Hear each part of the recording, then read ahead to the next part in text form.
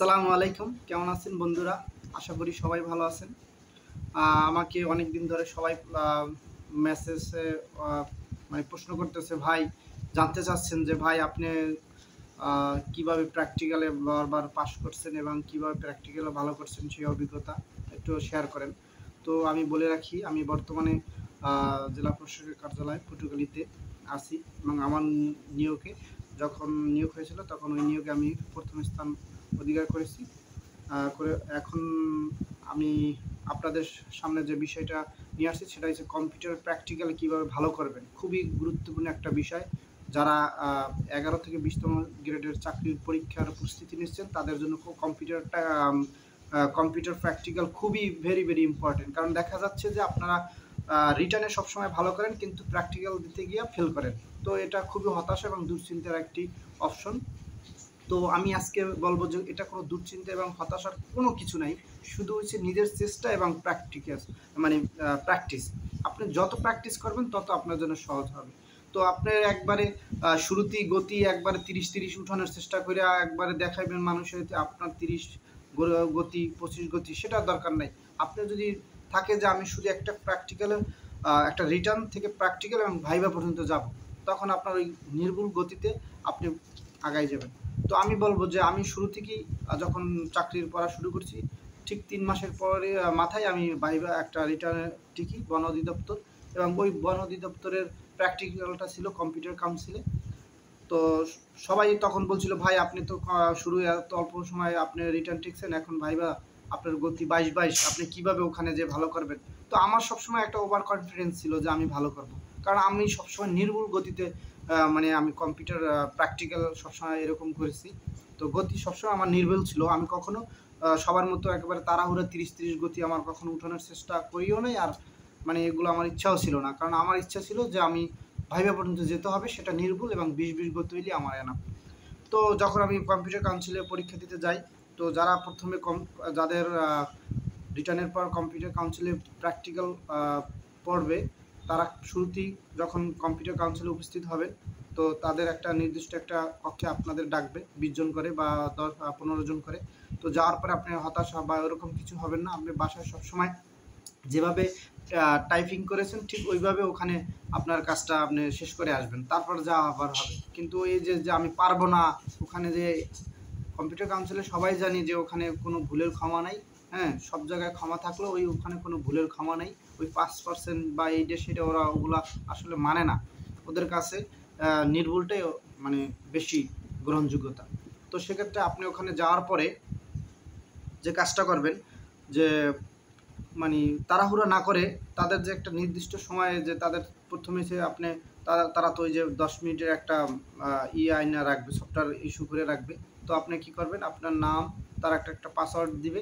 সেই পাসওয়ার্ড দিয়ে প্রবেশ করার পরে যখনই আপনি লেখাটা বাংলা বা ইংরেজি যেটাই স্টার্ট করবেন, তখন বাসায় যেভাবে লিখছেন ঠিক ওইভাবেই লিখবেন।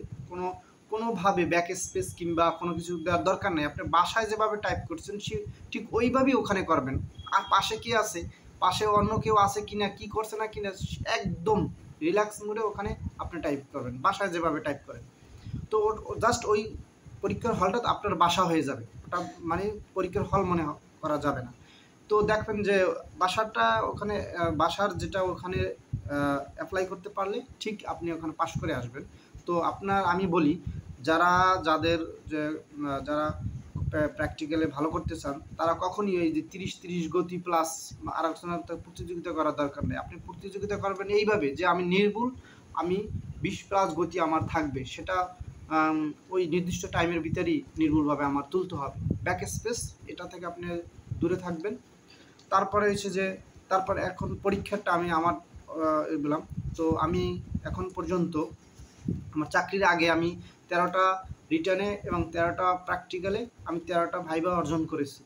তো আমি আমার রিটার্ন যে কয়টাই আমি পাস করেছি ওই কয়টাই আমি ভাইভা দিছি। আমি কখনো প্র্যাকটিক্যালে ফেল করিনি।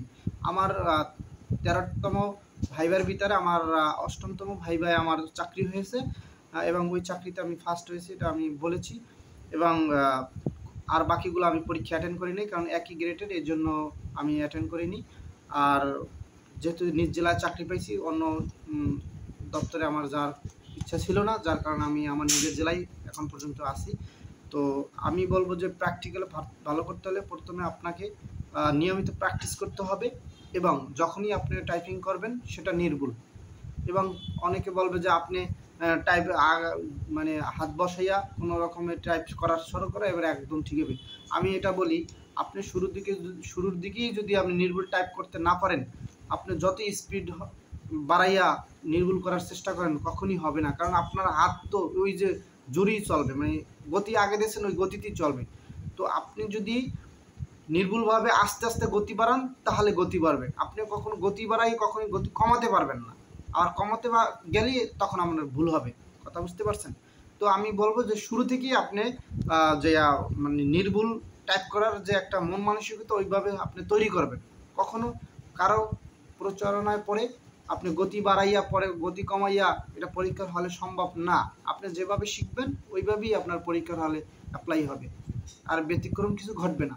সেক্ষেত্রে আমি বলবো যারা নতুন চাকরি প্রত্যাশী বা নতুন কম্পিউটার টাইপিং শিখছেন তাদের জন্য আমার নির্দেশনা থাকবে বা পরামর্শ থাকবে যে একটাই, আপনারা শুরু থেকে নির্ভুল করার চেষ্টা করবেন। সে গতিটা আস্তে আস্তে 18, 20, 22 করে আপনার গতিটা 25, 30 পর্যন্ত নিয়ে যান নির্ভুলভাবে। কিন্তু আপনি গতি শুরুতেই অনেকগুলো ভুল করে 25, 30 গতি বানাইলেন, কিন্তু পরীক্ষার হলে গিয়ে আপনি ফেল করছেন। তো আমি আপনাকে এরকম একটা বলি, আমার অনেক ফ্রেন্ড সার্কেল অনেক মানে ভালো গতি তাদের, কিন্তু গুরুত্বপূর্ণ জায়গায় প্র্যাকটিক্যাল পরীক্ষায় তারা ফেল করতো। আমার সাথে অনেকে বলতো যে আপনি তো ফেল করেন না। আমি বলতাম যে আপনি তো আপনাদের মতো অত গতিওয়ালা মানুষ না, আমার যে গতি তা দিয়েই আমি পাশ করি। সত্যি কথা, আমার টার্গেট ছিল যে আমি একটা রিটার্ন টিকেছি, আমার একটা ভাইবা দরকার, মাঝখানে প্র্যাকটিক্যাল, ওটাকে আমার মানে টার্গেট যে 21-22 আমার গতি হইলেই আনা। মানে আমি কারোর মতো ওই যে 30 গতি উড়িয়া সবার আগে টাইপ করে মানে 10 মিনিটের জায়গায় 7 মিনিট টাইপ করে বসে থাকি, তারাই ফেল করে। আপনি প্রয়োজনে 10 মিনিট সময় টাইপ করবেন, সেটা 20 গতি প্লাস হইলেই আনা। সবার মতো 30 গতি উঠাইয়া মানে কি বলে 7 মিনিটে শেষ করে বাসায় এসে দেখেন আপনার রোল আসে নাই, এরপর হতাশা এবং দুশ্চিন্তার কিছু থাকতে পারে না, কষ্ট। আপনি দেখেন অনেকেই শুনছি যে ভাই এত সুন্দর ভাই বা মানে রিটার্ন পরীক্ষা দিয়েছে, প্র্যাকটিক্যাল ফেল। আমি সর্বশেষ প্র্যাকটিক্যাল দিয়েছিলাম ওই যে গণপূর্ত এবং পিএসসির একটা প্র্যাকটিক্যাল দিয়েছিলাম, পিএসসির ওখানেই দিয়েছিলাম। তো দেখছি যে একটা আমার পাশের ছেলে 20-20 মানে গতি ছিল, সেখানে 30-30 গতি উঠেই আর 6-7 মিনিটে দেখছি তার হয়ে গেছে। আমাকে বলে ভাই আপনি এখনও করছেন? মানে আমি তখন আস্তে আস্তে করতেছি, তখন আমার কত মানে 20-20 গতি এরকম উঠছে নির্ভুল। পরে দেখছি যে আমার রোল আসছে কিন্তু ওর রোল আসেনি, যদি আমি ভাইবা দিতে যাইনি। তাই এই কাজগুলো কখনই করবেন না। আপনার টার্গেট থাকবে যে আমি 20 গতি তুলব এবং ওই 20 গতির ভিতরেই আমার পাস করতে হবে, এবং 20 প্লাস মানে 21-22 যাদের গতি আছে নির্ভুল, তারা কখনই ফেল করবে না।